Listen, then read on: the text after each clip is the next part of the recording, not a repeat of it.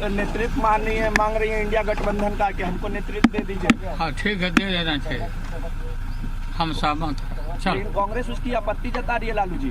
कांग्रेस के जताने से नहीं होगा, ममता को दो।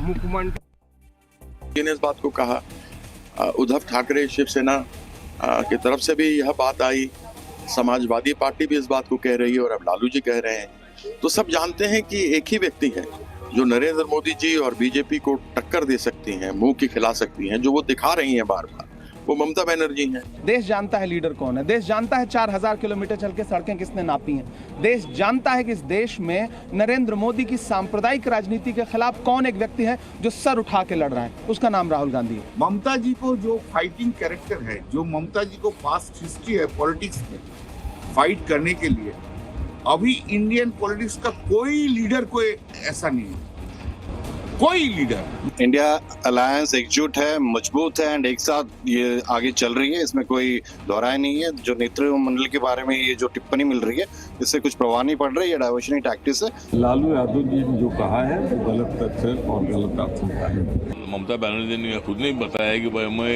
इसका नेतृत्व करने के लिए मैं तैयार हूँ, लेकिन अभी उसके लिए उन्होंने आम सहमति से एक नाम तय करने की आवश्यकता है। अपोजिशन को जो करना है करे, उससे हमें कोई फर्क नहीं पड़ता है। बिहार का चुनाव आ रहा है, वहां पर अब कोई मूड में नहीं है कांग्रेस को कोई सीट देने का, तो उसके पृष्ठभूमि तैयार होने लगी है।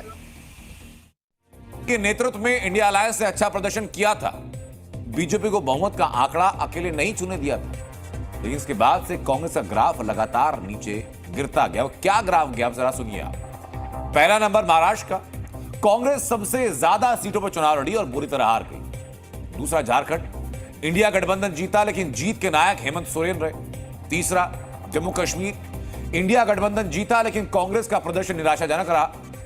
हरियाणा 1-1 फाइट हुई और कांग्रेस वहां पर हार गई। तो एक ट्रैक रिकॉर्ड है हालिया चुनाव में। कांग्रेस अकेले अपने दम पर उतरी तो पिट गई, और जब गठबंधन किया तो दूसरी पार्टियों को इसका नुकसान हुआ। और शायद इसीलिए यूपी उपचुनाव में अखिलेश यादव ने कांग्रेस को एक सीट नहीं दी थी, एक भी सीट नहीं दी थी। और यही वजह शायद यह भी है कि राहुल गांधी की कप्तानी को लगातार चैलेंज किया जा रहा है, और कहा यह भी जा रहा है कि इसी चैलेंज के बहाने क्षेत्रीय पार्टियां कांग्रेस के कथित बोझ से मुक्त होना चाहती हैं। यानी लगभग तय है कि 2025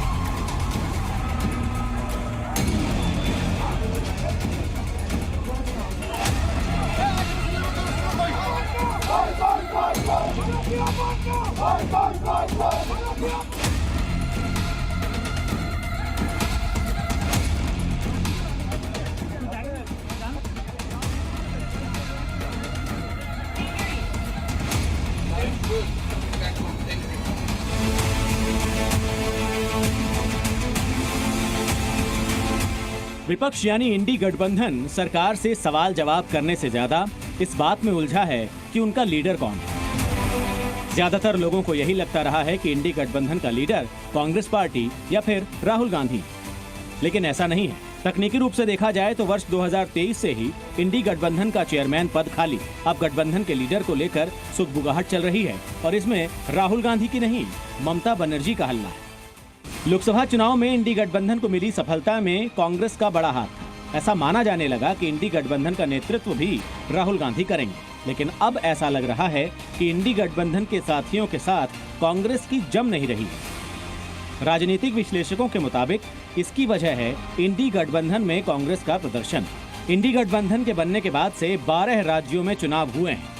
मध्य प्रदेश, हरियाणा, छत्तीसगढ़ और राजस्थान में कांग्रेस ने बीजेपी से सीधी लड़ाई लड़ी, वहां हार मिली। झारखंड में जेएमएम कांग्रेस ने जीत दर्ज की, इसमें जेएमएम बड़ी पार्टी थी। जम्मू कश्मीर में कांग्रेस छोटे भाई की भूमिका में थी, यहां इंडी गठबंधन को जीत मिली। मतलब यह है कि जहां कांग्रेस छोटी पार्टी बनकर रही, वहां गठबंधन जीता, और जहां मुख्य पार्टी बनकर चुनाव लड़ा, वहां हार मिली। इंडी गठबंधन के साथियों को लगने लगा है कि कांग्रेस की स्थिति कमजोर है और जरूरत है गठबंधन में नए नेतृत्व की, ताकि फैसला बाकी पार्टियां भी ले सकें।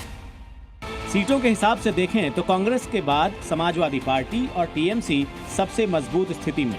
जहां तक बीजेपी को टक्कर देने की बात है तो विधानसभा चुनाव हो या फिर लोकसभा चुनाव, अपने राज्य में ममता बनर्जी का सिक्का चला।